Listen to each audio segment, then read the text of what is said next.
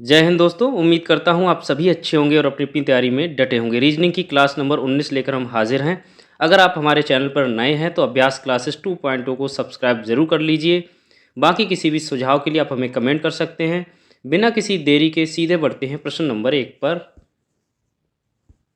पहला प्रश्न आपकी स्क्रीन पर दिख रहा होगा। उस घन का चयन करें जो दी गई सीट को रेखाओं के अनुदिश मोड़कर बनाया जा सकता है। कुल मिलाकर क्या है, इस तरह की एक खुली हुई सीट है, इसको आपको इस तरह फोल्ड करके एक घन बनाना है। ऐसे प्रश्नों में ध्यान रखिए, इसमें जनरली एकांतर क्रम वाला फार्मूला लगता है, यानी एक छोड़ के एक। पहले हमें क्या पता होना चाहिए, विपरीत फलक कौन सी हैं। अगर इसको मोड़ा जाएगा तो 8 और 9 एक दूसरे के विपरीत आएंगे। देखो, ये एकांतर क्रम मतलब एक छोड़ के तीसरे नंबर वाला। ऐसे ही बी और ए आपस में क्या होंगे, विपरीत होंगे। और 9 और सी और 2 आपस में विपरीत होंगे। इसका मतलब सिंपल सी बात एक ही हो गई, 8 और 9 यानी 8 और 9 एक दूसरे के विपरीत फलक पे आएंगे, यानी एक ऊपर आएगा तो एक नीचे आएगा। इसी प्रकार बी और ए का भी यही विपरीत फलक वाला रिलेशन हुआ, और इसी प्रकार सी और 2 का। अब सिंपल सी बात यह है कि हमें सिर्फ ये देखना है कि जो फलक होंगे उन पे दो नंबर एक साथ नहीं दिखा सकते, क्योंकि विपरीत फलक कभी आपको दिखाई देंगे नहीं सामने से। आपको कौन से फलक दिखाई देंगे सामने से, जो आसन्न फलक है। अब देखिए यहाँ पे आपको ध्यान रखना है, 8 और 9 एक साथ नहीं होने चाहिए, बी और ए एक साथ नहीं होने चाहिए, और सी और 2 एक साथ नहीं होने चाहिए। यही हमें इन पे देखना है। अब जब आपको यहाँ पे देखते हैं 9 2 ए, तो देखिए 9 2 ए ये सारे अलग अलग हैं, यानी इनके ये किसी आपस में एक दूसरे के अपोजिट फलक नहीं है। इसलिए ऑप्शन नंबर 1 यहाँ पे फिलहाल यही सही हो जाएगा। बाकी के ऑप्शन भी हम देख लेते हैं क्यों गलत हुए। अब देखिए इसमें ए 9 और 8, अब देखो 9 और 8 आपस में कैसे हैं, विपरीत फलक पे हैं, तो ये इसका मतलब क्या होगा, ये बराबर में नहीं आ सकता, ये इसके पीछे आना चाहिए। इस वाले फार्मूले से हमें ये पता चल गया। तीसरा ऑप्शन देखो, ए टू बी। अब देखो ए और बी आपस में कैसे हैं, अपोजिट वाले हैं। बी और ए इसमें दिया है, इसका मतलब ये भी आपस में यहाँ नहीं हो सकते। अगर ए ऊपर है तो बी कहाँ होना चाहिए, नीचे होना चाहिए था। ऐसे ही चौथे ऑप्शन में देखते हैं, सी 2 और 9। अब देखिए इसमें क्या है, सी 2, तो सी 2 देखो आपको दे रखा है ये वाला, ये आपस में कैसे विपरीत है। अगर 2 यहाँ पे है तो सी इधर होगा, अगर सी ऊपर है तो 2 नीचे होगा। इसका मतलब सही आंसर कौन सा था आपका, ऑप्शन नंबर 1, क्योंकि ये सारे आसन्न फलक थे और इनमें से कोई आपस में विपरीत फलक नहीं था। अब बढ़ते हैं प्रश्न नंबर 2 पर। विभिन्न खंडों में अलग अलग खेल खेलने वाले छात्रों की संख्याओं को दर्शाया गया है। कितने छात्र केवल एक खेल खेलते हैं, ठीक है। अब यहाँ पे देखिए, लूडो खेलने वाले को ये वाला सर्किल है, चेस खेलने वाले इस वाले सर्किल में, स्क्वैश खेलने वाले इस सर्किल में है। अब आपको क्या देखना, केवल एक खेल का मतलब ये हुआ कि जो कॉमन चीज़ें हैं इनसे हमें कोई मतलब नहीं है। जैसे 12 और 6 वाला कॉमन है, चाहे 11 6 वाला कॉमन हो या 14 6 वाला, ये जो कॉमन एरिया है इससे हमें मतलब नहीं है। बाकी जो बचा हुआ एरिया इसमें जो गिनती लिखी होगी उनको हम लोग काउंट कर लेंगे। अब देखिए इसमें कितना कितना लिखा है, चेस में कितने हैं, 19 हैं। लूडो में कितने हैं, 21 हैं। स्क्वैश में कितने हैं, 13 हैं। इन्हीं को क्या कर लेना है, जोड़ लेना है। 19 और 21 हो गए आपके 40, 40 और 13 हो गए 53। ठीक है, प्रश्न नंबर 2 का सही आंसर ऑप्शन नंबर 4 53। प्रश्न नंबर 3 है, सही वे नारे का चयन करें। अब इसमें कौन से 3 चीज़ें हैं, प्रधानमंत्री, वित्त मंत्री, केंद्र सरकार। अब आपको पता होना चाहिए, जो सेंट्रल गवर्नमेंट या केंद्र सरकार होती उसके अंतर्गत ही कौन कौन होते हैं, प्रधानमंत्री, वित्त मंत्री, रक्षा मंत्री, इस तरह के पद होते हैं। तो कहीं ना कहीं केंद्र सरकार क्या होगी, बहुत बड़ी चीज़ हो गई, उसके अंदर कोई चीज़ आ रही है, लेकिन ये पद आपस में अलग अलग हैं। प्रधानमंत्री का अपने अलग दायित्व और पद है, वैसे ही वित्त मंत्री के अपने अलग कार्य। इसका मतलब ये दोनों तो अलग अलग सर्किल आएंगे। अब चूंकि ये केंद्र सरकार का पार्ट है, इसलिए ये केंद्र सरकार वाले सर्किल के अंदर आने वाले हैं। तो इस तरह का जो भी सर्किल होगा इनमें से, या जो भी वेन डायग्राम होगा वो सही होना चाहिए। अब देखिए ऑप्शन नंबर 3 को जब आप देखेंगे तो इसमें यही आंसर आपका सही हो जाता है। यहाँ पे बड़े वाले सर्किल से केंद्र सरकार को दर्शाया जाएगा, एक सर्किल से आप प्रधानमंत्री को दर्शा सकते हैं, इसके अलावा दूसरे वाले से आप वित्त मंत्री को। बढ़ते हैं अगले प्रश्न पर। प्रश्न नंबर 4 है, प्रश्नवाचक चिन्ह के स्थान पर कौन सी आकृति आएगी। यानी ये आकृति पूर्ति वाला जो चैप्टर है वहाँ से एक प्रश्न लिया गया है। अब देखिए यहाँ पे जो आकृति बन रही है वो कुछ इस तरह से बन रही है। इस टाइप का एक ट्रायंगल समझ लीजिए, ये लाइन इस तरह से खींची हुई है क्रॉस में, और यहाँ पे क्या है, पहले ये सर्किल यहाँ था, ऊपर था, अगली बार में ये सर्किल कहाँ जाता है, नीचे आ जाता है। सीधी सी बात है। अब यहाँ पे देखो सर्किल नीचे आ गया, तो अब ये तो कन्फर्म हो गया सर्किल ऊपर आएगा अगली बार, एक बात कन्फर्म हो गई, ठीक है। अब सर्किल ऊपर आएगा, लेकिन इसमें लाइनिंग कितनी, इसमें एक लाइन दो लाइन, देखो ऊपर से दो लाइन है, एक लाइन बीच में, इतना तो आपको कन्फर्म है। अब चूंकि ये यहाँ से आया है, तो अगला वाला कहाँ से आएगा, इस वाले एरिया से इधर को जाएगा। इस तरह का जो फिगर होगा वो सही आंसर होगा। अब इसमें ढूंढोगे, जब से ये नीचे को है, ये हो नहीं सकता। दूसरा वाला देखिए, ये नोक इधर को है, लेकिन इसमें क्या है, ये यहाँ किनारों से मिली हुई नहीं है, जबकि क्या है, वहाँ पे एक लाइन और एक्स्ट्रा होनी चाहिए। इसमें कितने, दो ही हैं, दो ही देखो कॉलम है, और आपकी तीन रो हैं, जबकि यहाँ पे कितने कॉलम है, एक दो तीन। तो ये तो यहाँ पे गलत हो गया, ये आपका क्या, ये उल्टा हो गया, ये तो इसकी तरह हो गया, लेकिन इसका ये तो ऊपर है सर्किल, लेकिन ये सही नहीं है। तो ऑप्शन नंबर 4 यहाँ पे सही हो जाएगा, जिसमें पूरी तरह से आपका मिल रहा है। इस तरह का देखिए एक ट्रायंगल हो गया, और इसके साथ सर्किल जो है ऊपर होना चाहिए था, ऊपर है। बढ़ते हैं अगले प्रश्न। प्रश्न नंबर 5 है, 26 नवंबर 1949 को सप्ताह का कौन सा दिन था। अब देखिए, इसमें ऐसे सवालों में जिसमें सीधे सीधे पूछा गया हो कि इस तारीख को कौन सा था, तो उनमें एक तरीका होता है बेसिक रूल ऑफ कैलेंडर जो ट्रिक्स है उसके माध्यम से। कुछ जैसे सिंपल ईयर है अगर कोई, तो उसमें आपको जनवरी के कोड, जैसे जनवरी का 1 होता है, फरवरी का 4 होता है, मार्च का 4, अप्रैल का 0 है, मई का 2 है, जून का 5 है, जुलाई का 0, अगस्त का 3, सितंबर 6, अक्टूबर 1, 4, 6। इस तरह से आप इसका स्क्रीनशॉट भी ले सकते हैं। ये जो कोड दे रखे हैं, इन कोड के माध्यम से आप आसानी से कर पाएंगे। इसके अलावा दिन के कोड भी हैं, जैसे संडे का 1 है, मंडे का 2 है, ट्यूसडे का 3 है, वेडनेसडे का 4 है, थर्सडे का 5 है, 6 फ्राइडे और 0 सैटरडे, ठीक है। यानी संडे से लेकर शुक्रवार तक की गिनती तो कंटिन्यू है, उसके बाद सैटरडे का जो है यानी शनिवार का 0 हो जाता है। इसी तरह सेंचुरी का, जैसे इसमें 1900 की बात की गई है प्रश्न में, तो 1900 पर रिमाइंडर 0 होता है, तो यहाँ पे हमें कुछ नहीं करना है, 1900 वाले में कुछ नहीं जोड़ना घटाना है। अब सीधे लेते हैं, जैसे हमने लिखा है यहाँ पे 26 नवंबर, ठीक है, सन 1949। अब इसका तरीका क्या है, तरीका सबसे पहला काम ये होगा, जो भी आपकी डेट होगी उसको 7 से डिवाइड किया जाएगा, ठीक है, 26/7। अब क्या करना है, दूसरे नंबर पे आपको एक चीज़ ध्यान देखनी है, जो 26/7 का आप ऐसे पहले नोट कर लेंगे एक बार, फिर आगे बताएंगे, तभी नहीं तो कन्फ्यूज़ हो जाओगे। दूसरे नंबर पे क्या करना है आपको, मंथ कोड, क्या करना है, मंथ कोड देखना है। जैसे अब नवंबर आया, नवंबर का मंथ कोड कौन सा है आपको ये चेक कर लेना है। देखो नवंबर का जो मंथ कोड है वो 4 है, तो यहाँ पे हम लोग 4 लिख दे रहे हैं, ठीक है, प्लस 1949। अब चूँकि 1900 का ये तो 0 हो गया है ना, 1900 का 0, अब 49 बचा, तो 49 में एक बार 7 से डिवाइड करेंगे नॉर्मल ईयर के लिए, साधारण साल के लिए, ठीक है, और फिर करेंगे आपका 49/4 किसके लिए, अगर लीप ईयर्स के लिए, ठीक है।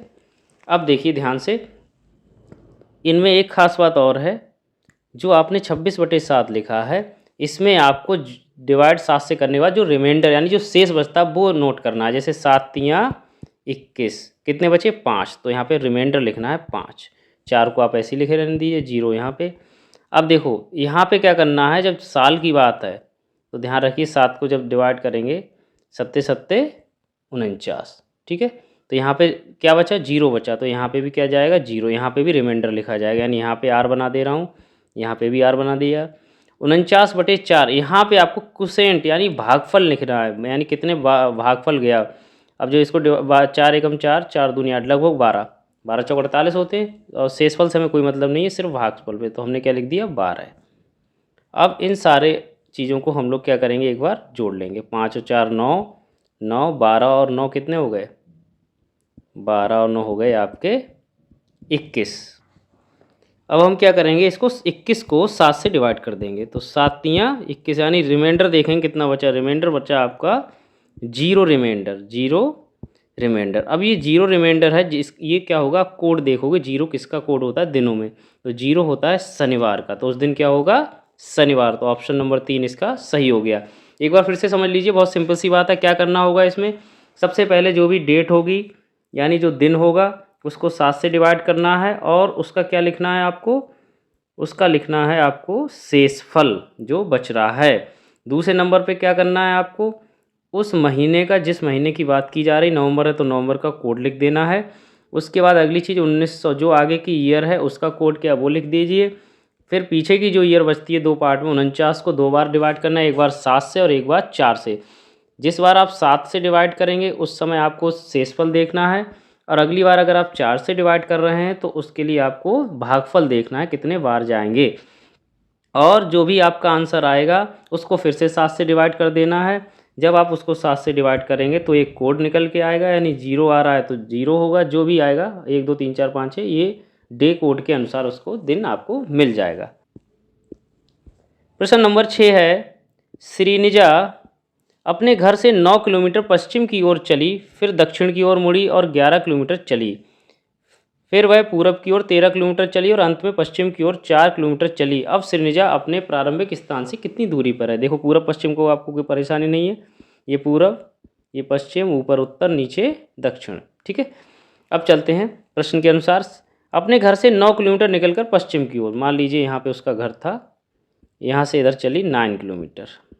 ठीक है, फिर दक्षिण की ओर मुड़ी। अब देखो दक्षिण किधर होता है? नीचे की तरफ, तो नीचे की तरफ मुड़ी और 11 किलोमीटर, इधर कितनी चल रही है? 11 किलोमीटर। ठीक है, वह पूरब की ओर 13 किलोमीटर, पूरब किधर है? इधर की तरफ, यहाँ पे कितना चल गई है? 13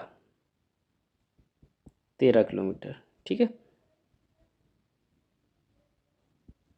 अब सुनिए, अंत में पश्चिम की ओर 4 किलोमीटर। देखो पूरब से पश्चिम यानी इसका मतलब पीछे ही तो लौट रही है वो, पूरब से अगर पश्चिम जाओगे तो पीछे ही की तरफ लौटोगे। कितना लौट रही है? 4 किलोमीटर। ये हो गई आपकी 4 किलोमीटर। अब श्रीनिजा अपने प्रारंभिक स्थान से अब देखो यहाँ पे आ गई वो, प्रारंभिक स्थान कौन सा था? ये। तो यहाँ से यहाँ तक की दूरी आपको पता है कितनी है? 11 किलोमीटर। इसके बराबर होगी, जितनी 11 ये है इतनी 11 ये होगी। तो सही आंसर हो गया ऑप्शन नंबर 4, 11 किलोमीटर। प्रश्न नंबर 7 है, 4 मित्र ए बी सी और डी एक सीधी रेखा में खड़े हैं, हालांकि जरूरी नहीं है वह इसी क्रम में हों। ए और बी कम से कम एक व्यक्ति के आगे हैं, बी सी और डी के बीच में, बी सी और डी के बीच में खड़ा है, डी सबसे अंत में नहीं खड़ा है, पहले स्थान पर कौन खड़ा है? सिंपल सी बात, देख तो एक चीज़ लास्ट में जो उन्होंने बोला डी सबसे लास्ट में नहीं है।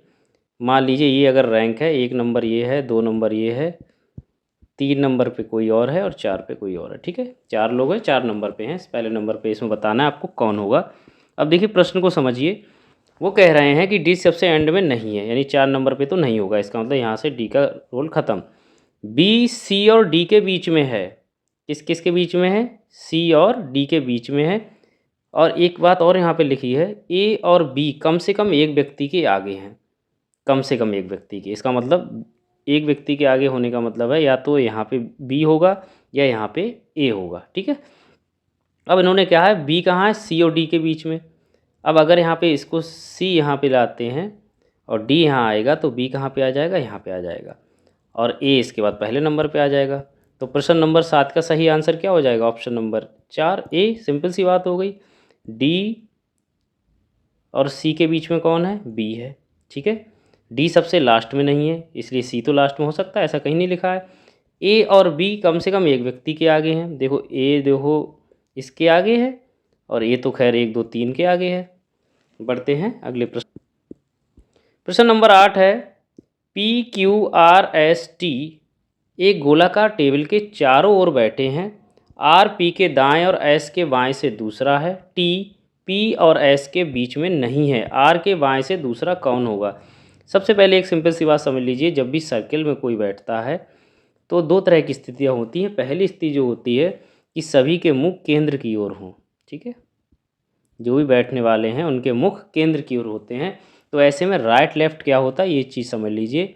अगर आप एंटी क्लॉकवाइज यानी घड़ी की विपरीत दिशा में घूम रहे हैं या देख रहे हैं, काउंट कर रहे हैं, वहाँ से दायां बायां जो भी है वो ले रहे हैं, एंटी क्लॉकवाइज डायरेक्शन में जाएंगे तो हमेशा क्या होगा? राइट। यानी जब आप लिखेंगे कि उसके दाएं तो आप किधर को घूमेंगे? इधर को देखेंगे, राइट की तरफ। और यही चीज़ अगर क्लॉकवाइज होगी यानी घड़ी की दिशा में तो इधर क्या आ जाएगा आपका? लेफ़्ट। यानी बायां में हमेशा आपको क्लॉकवाइज आगे बढ़ना है और राइट में एंटी क्लॉकवाइज। ठीक है, अब देखिए अगली बात इसकी अपोजिट हो जाए, अगर यही केंद्र की ओर मुँह ना करके बाहर की ओर मुँह करके बैठें ये सब, ठीक है, तब क्या होगा? इसको अपोजिट कर दो, एंटी क्लॉकवाइज जो होगा वो लेफ़्ट हो जाएगा और क्लॉकवाइज जो होगा वो राइट हो जाएगा। अब सवाल को समझिए एक बार, तब आपको और क्लियर हो जाएगा। प्रश्न कह रहा है P Q R S T एक गोलाकार टेबल के चारों ओर बैठे हैं, ठीक है। ये गोलाकार टेबल है, ये इसका सेंटर है, और कितने लोग हैं, 1 2 3 4 5। तो हम क्या करेंगे, यहाँ पे 5 डॉट बना लेते हैं, 1 2 3 4 और 5, ठीक है। और सबके मुंह कैसे हैं, केंद्र की ओर हैं, ठीक है। अब क्या है, उन्होंने बोला है आर पी के दाएं और एस के बाएं से दूसरा है। अब इसमें किसकी जानकारी दी गई, आर पी के दाएं है और एस के बाएं से दूसरा है। आर मान लिया हमने यहाँ कहीं पे आर है, ठीक है। अब वो कह रहे हैं पी के दाएं। अब देखो इसमें क्योंकि ये अंदर की तरफ तो एंटी क्लॉकवाइज राइट होगा, यानी इधर को जब घूमोगे तो राइट होगा।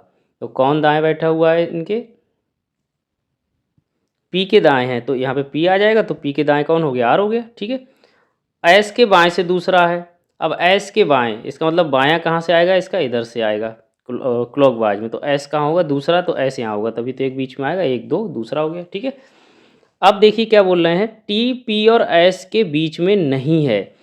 टी पी और एस के बीच में नहीं, मतलब इस यहाँ पे नहीं है। इसका मतलब कहाँ जगह बची, सीधी सी बात होगी, टी हो गई यहाँ पे। अब बचा क्या आपका, क्यू बचा, तो ये क्यू हो गया, P Q R S T. अब वो पूछ रहे हैं आर के बाएं से दूसरा कौन है, आर के बाएं से पूछ रहे हैं। अब देखिए आर ये है, आर का बायां हमेशा याद रखिए, आर का बायां किधर को जाएगा, क्लॉकवाइज जाएगा, क्लॉकवाइज।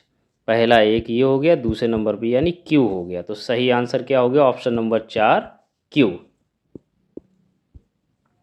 प्रश्न नंबर 9 है, कपिल रजत का भतीजा है, निशा रजत की माँ है, रमेश के केवल 2 बच्चे रजत और नितेश हैं, नितेश का कपिल से क्या संबंध है। अब देखिए कपिल रजत का भतीजा है, निशा रजत की माँ है, ठीक है। सबसे पहले एक चीज़ समझ लीजिए, यहाँ पे रमेश के केवल 2 बच्चे रजत और नितेश हैं, ठीक है। अब ये बहुत क्लियर चीज़ यहाँ पे हो गई आपकी। मान लीजिए रमेश हैं ये, पहले आप रमेश को ही नोट कर लीजिए। रमेश को हमने मान लीजिए प्लस से दिखा दिया। 2 बच्चे उनके रजत, एक तो हो गया रजत, ये भी आपका प्लस हो गया, और एक हो गया नितेश, ठीक है, एक प्लस हो गया। नितेश का, अब देखो निशा रजत की माँ है, किसकी माँ है, रजत की। अब ये दोनों भाई हैं तो आपस में, इसका मतलब इन दोनों की माँ है, कौन हो गई, निशा। अब जब ये निशा इनकी माँ है, इनके पिताजी हो गए, तो सीधी बात है इनमें हस्बैंड वाइफ का रिलेशन हो गया, ठीक है। नितेश का, अब देखो इन्होंने कहा है कपिल रजत का भतीजा है, कपिल किसका है, रजत का भतीजा, इसका मतलब रजत के भाई का लड़का है, तो यहाँ पे रजत आ गया, वो सॉरी कपिल आ गया, कपिल आ गया। कपिल को हमने मान ली प्लस से दिखाया। अब यहाँ पे पूछेंगे वो नितेश का कपिल से संबंध, तो सीधे सीधे क्या होगा, ये तो फादर हो गए, नितेश इसके पिता हो गए। तो सही आंसर हो गया ऑप्शन नंबर पहला, पिता। प्रश्न नंबर 10 है, by Z x by x x by Z x Z x x, इसमें आपको देखना है किस तरह का एक कॉम्बिनेशन बन रहा है। अब यहाँ पे जब आप ध्यान देंगे तो एक चीज़ देखिए, बाई जेड एक्स एक्स, फिर से by Z x x, by Z x x, by Z x x.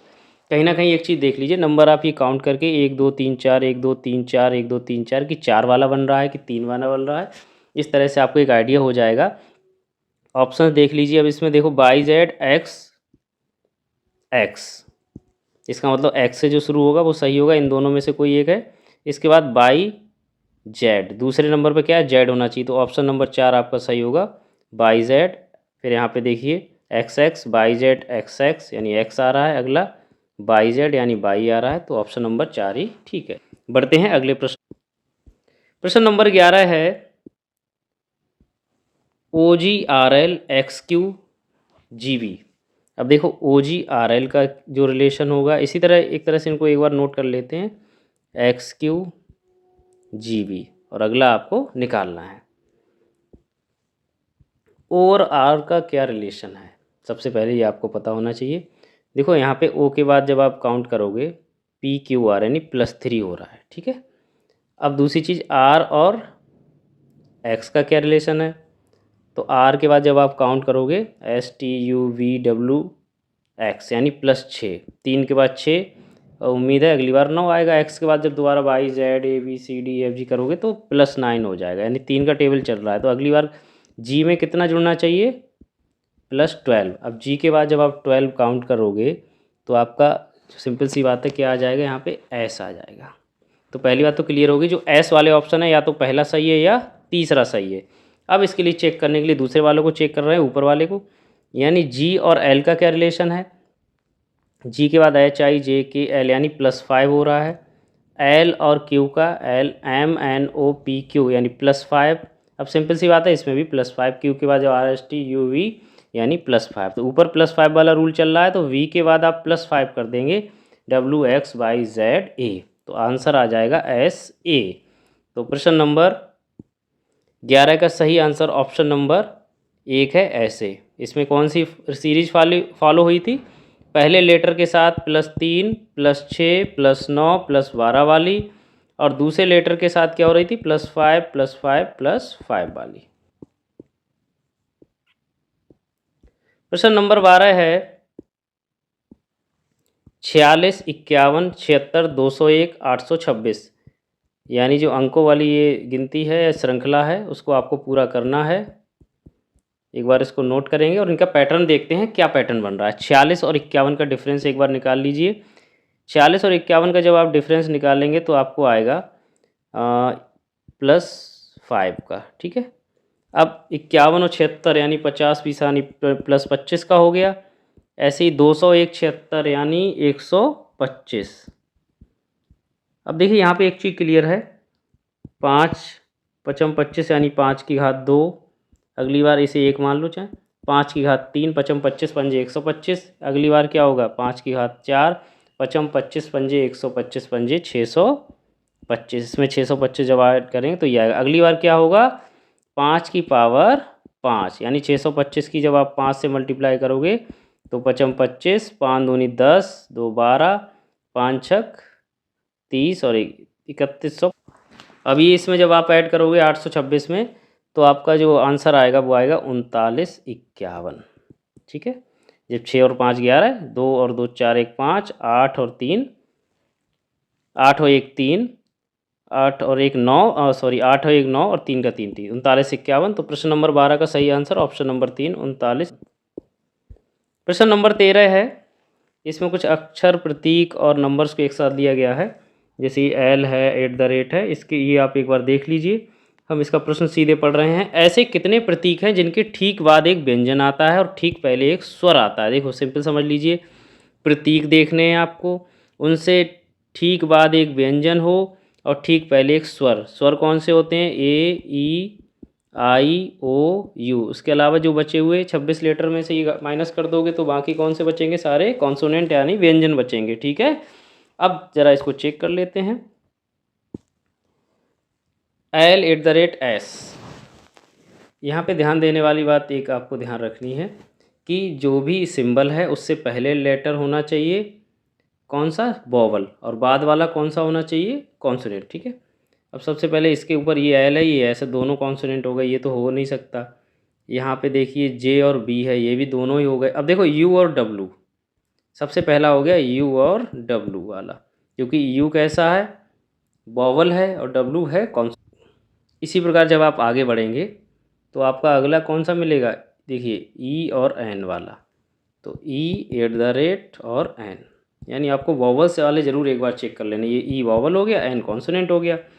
अगला देखिए यहाँ पे जब आप आगे देखेंगे तो यहाँ पे देखिए ए आ रहा है, ए एंड एल वाला, ए एंड एल वाला। तो ये यहाँ पे वोवल हो गया, एल कॉन्सोनेंट हो गया। इसके अलावा तो और कोई है नहीं, तो 1 2 3, तो सही आंसर हो गया ऑप्शन नंबर 2 3। प्रश्न नंबर 14 है, यदि किसी कूट भाषा में रोज को 51 और वैक्स को 33 के रूप में कोडित किया जाता है तो फॉक्स को किससे कोडित किया जाएगा? अब देखिए रोज को एक बार नोट कर लीजिए। रोज कितने से? 51 से। अगर रोज को हम एक बार इनके काउंटिंग करके देखते हैं, जैसे मान लीजिए आर है, आर को 18 से, ओ को 15 से, एस को 19 से और ई को किया जाता है आपका 5 से। जब आप इनको जोड़ोगे तो 15 5 20 20 39 18 हो गए आपके 57। तो यहाँ पे कोई मैच नहीं हो रहा है और उसमें से 4 माइनस करोगे तब भी नहीं हो रहा। तो इसमें क्या होगा, अपोजिट लेटर्स का खेल होने वाला है। तो दूसरा तरीका हमारा अपोजिट लेटर्स का रहता है। तो हम क्या करेंगे, इसको 27 में से माइनस कर देंगे सीधे, और लेटर लिखने की ज़रूरत नहीं, सीधे नंबर लिख देंगे। 27 में से 18 जब आप घटाओगे तो 9 बचेंगे, 27 में से 15 घटाओगे तो 12 बचेंगे, 27 में से 19 घटाओगे तो 8, 27 में से 5 घटाओगे तो 22। इससे क्या निकलता है आपका अपोजिट लेटर का क्रमांक। ठीक है, अब इनको एक बार जोड़ के देखते हैं। 22 और 8 30, 30 9 39, 12 51, बिल्कुल सही है। यही वाला फार्मूला इस पर लगने वाला है। अब हम बैक्स की ना निकाल कर सीधे फॉक्स की निकाल रहे हैं, FOX।